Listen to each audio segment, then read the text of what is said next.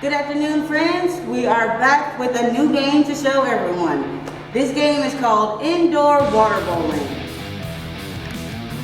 So we have a squishy dodgeball type of ball that we can use. We also have a tennis ball that can be used and a bocce ball that can be used. So I know that there are all kinds of different balls at your house. Golf ball, tennis ball, orange, baseball, but whatever you have will work for this indoor water bowling game.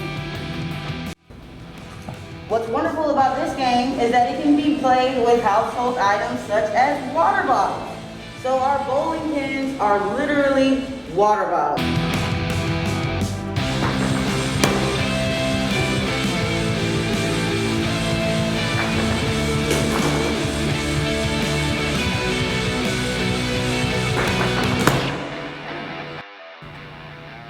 The good thing about this game is that because it's at home, you can change up the ball as much as you like.